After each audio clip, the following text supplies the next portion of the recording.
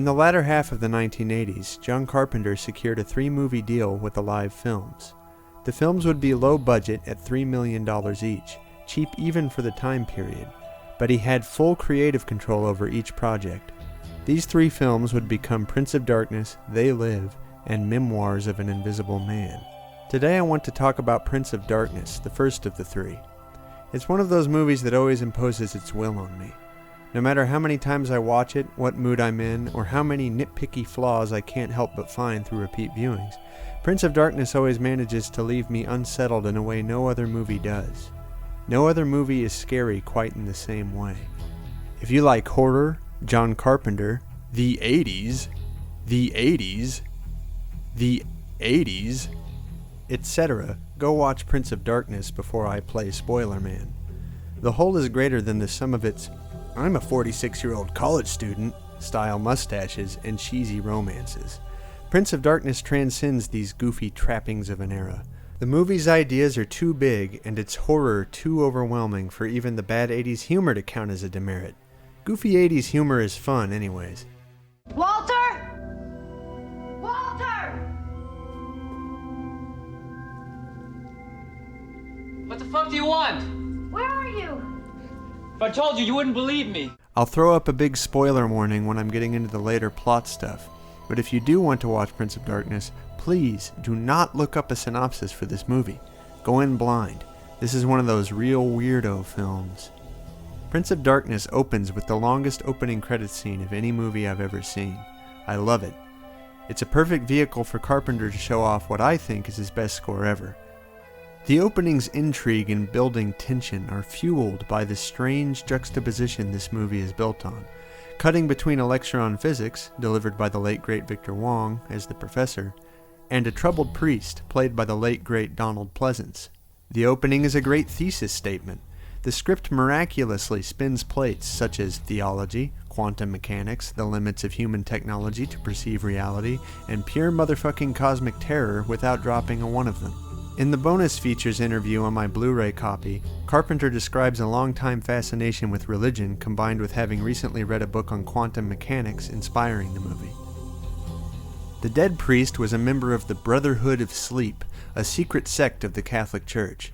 They have for 2,000 years been the keepers of the knowledge of the true origins of Christianity, a truth that the Church has obfuscated in favor of its spiritual mysticism.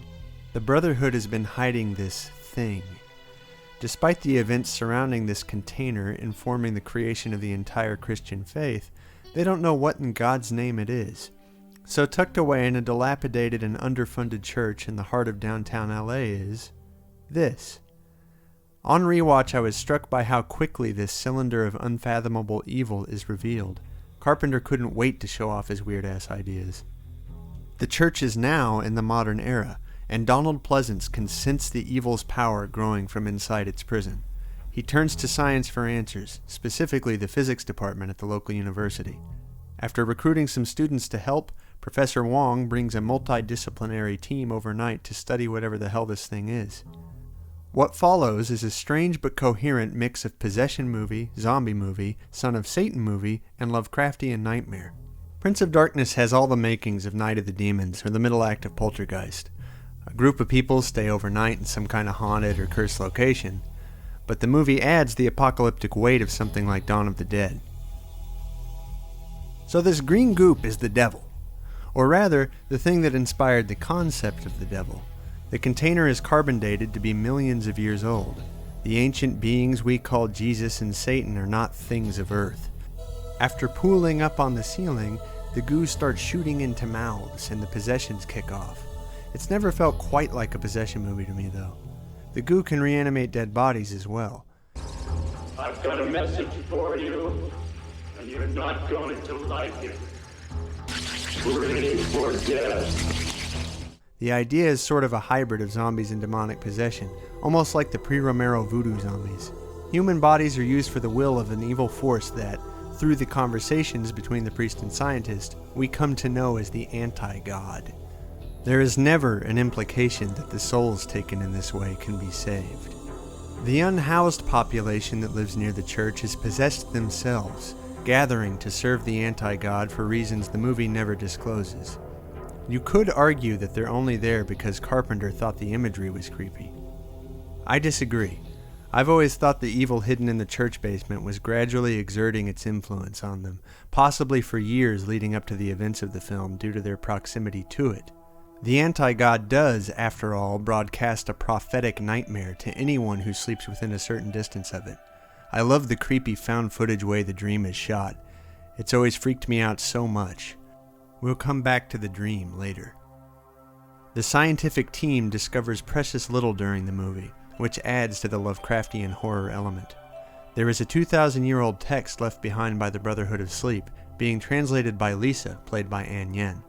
She discovers differential equations impossibly listed in the ancient book, and as it goes on, the math is beyond even modern humans. One of the more intriguing ideas in the movie comes from their discoveries as well. This green goo isn't succumbing to entropy and gradually decaying, it's self-organizing. The anti-god is a concept far more frightening than the Antichrist. In the context of the movie, it is a thing of pure negative energy, ultra-darkness, the absence of light and goodness. Christianity in the movie is something definitively created by man, only through misunderstandings about what the anti-god even is. Because of this, it's scary even to a secular audience member. Much like The Exorcist does through its horrifying sequence of 1970s scientific tests being performed on Reagan, Prince of Darkness pulls the non-believer into its world. Carpenter's shot composition is second to none in this movie, especially for working with so few resources. He and cinematographer Gary we're going with Kibbe, who also worked on They Live, worked together to set an unforgettable tone of dread. As far as I'm concerned, Prince of Darkness is Carpenter's best score. He loves his droning one-note bass lines. The church choir imitation synth is consistently haunting. Listen to this shit.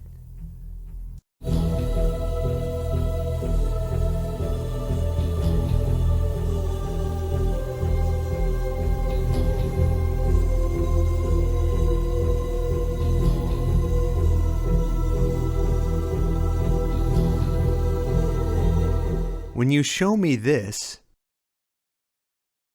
but then stuff my ears with this?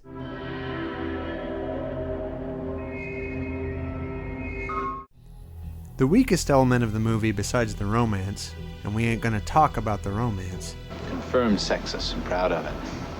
is the way some of the action is shot near the end. Everyone is moving very slowly, and the camera is often static. Those scenes are pretty stark when put up against some of Carpenter's other movies, like Big Trouble in Little China or The Thing. This shot even kinda reminds me of a haunted house ride, in a bad way. The movie makes up for this though, with some hardcore existential dread. Even in the action there is a pervasive terror, like with this bit. Alright, at this point the script has just become stuff about the movie I love. So here's some more.